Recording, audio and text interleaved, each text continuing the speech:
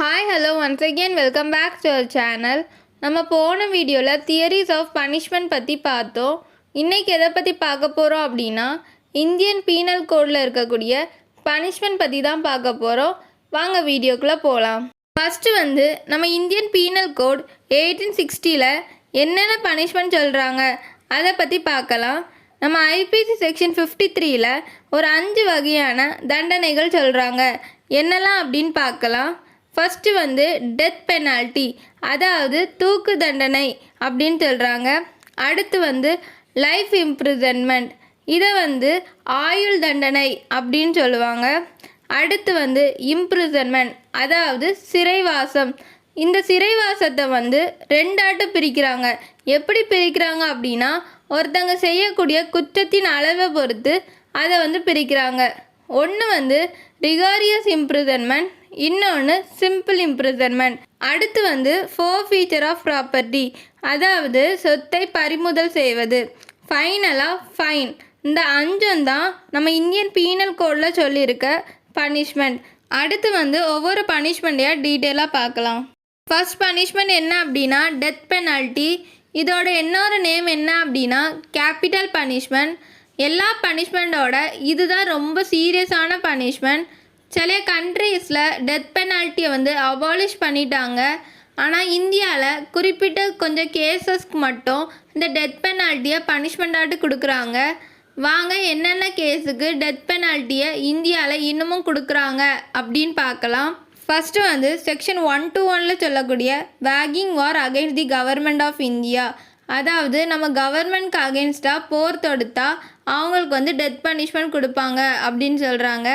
அடுத்து செக்ஷன் 132 சொல்கிற அபெண்டிங் mutiny actually committed, அதாவது நம்ம ஸ்டேட்டுக்கு அகெயின்ஸ்டாக ஏதாவது கலகம் செஞ்சால் அவங்களுக்கும் டெத் பனிஷ்மெண்ட் கொடுப்பாங்க அப்படின்னு சொல்கிறாங்க.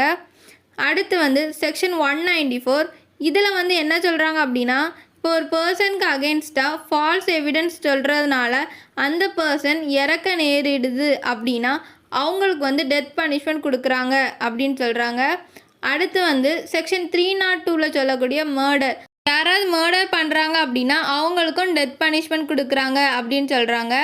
அடுத்து செக்ஷன் 305 சொல்லக்கூடிய abetment of suicide of a minor or an insane or an intoxicated person, அதாவது மைனர் இன்சைன் இந்த மாதிரி பர்சனுக்கு சூசைட் பண்ண உதவுவாங்கள்ல அவங்களுக்கு டெத் பனிஷ்மெண்ட் கொடுக்குறாங்க அப்படின்னு சொல்கிறாங்க. அடுத்து டக்காய்டி அக்காம்ப்ளிஷ் வித் மர்டர், அதாவது செக்ஷன் 396 என்ன சொல்கிறாங்க அப்படின்னா நம்ம ராபரி பண்ணுறது மூலமாக யாராவது இறக்குறாங்க அப்படின்னா அவங்களுக்கும் டெத் பனிஷ்மெண்ட் கொடுக்குறாங்க அப்படின்னு சொல்கிறாங்க. அடுத்து செக்ஷன் 307, இதில் என்ன சொல்கிறாங்க அப்படின்னா யாராவது ஒருத்தவங்களை கொலை பண்ணணும் அந்த நோக்கோட ஒருத்தவங்களை கொலை பண்ண போகிறாங்க அப்படின்னா அவங்களுக்கு லைஃப் இம்ப்ரிசன்மெண்ட் அல்லது ஒரு டெத் பனிஷ்மெண்ட்டும் கொடுப்பாங்க அப்படின்னு சொல்கிறாங்க. இந்த 7 காரணங்களுக்காண்டி இன்றைக்கும் நம்ம இந்தியாவில் டெத் பனிஷ்மெண்ட் கொடுக்குறாங்க.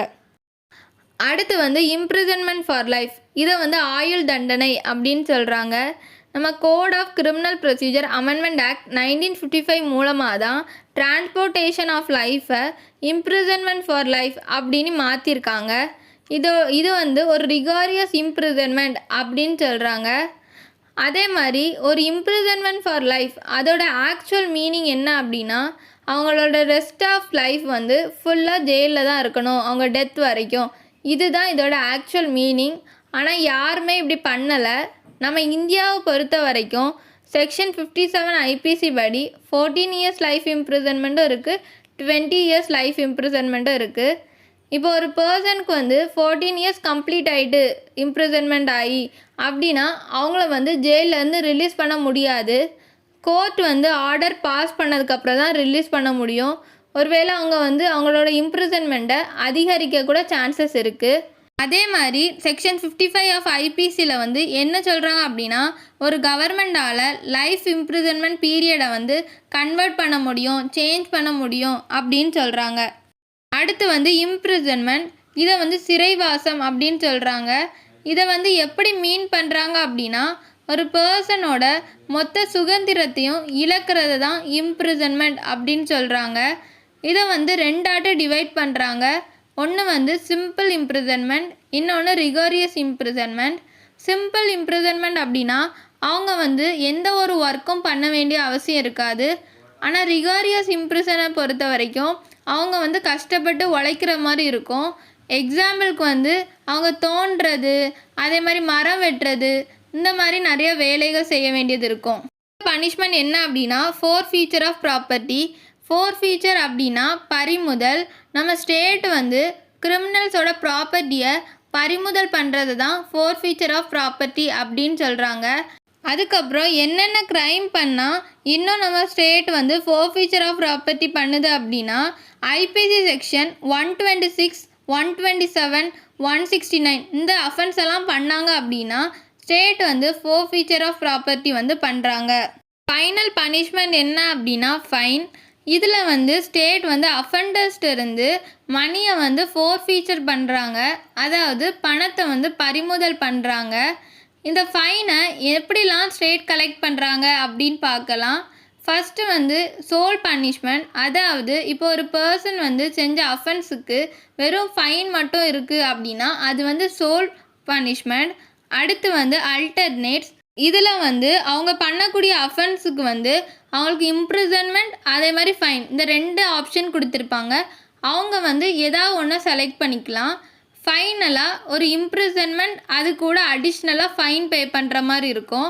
அது வந்து அவங்க பண்ணக்கூடிய அஃபென்ஸை பொறுத்து தான் இந்த 3ல் எது வந்து அவங்களுக்கு ஸ்டேட் கொடுக்குது அப்படின்னு தெரியும். இந்த வீடியோவில் ஏதாவது டவுட் இருந்தால் மறக்காமல் கமெண்ட் பண்ணுங்கள். தேங்க்ஸ் ஃபார் வாட்சிங்.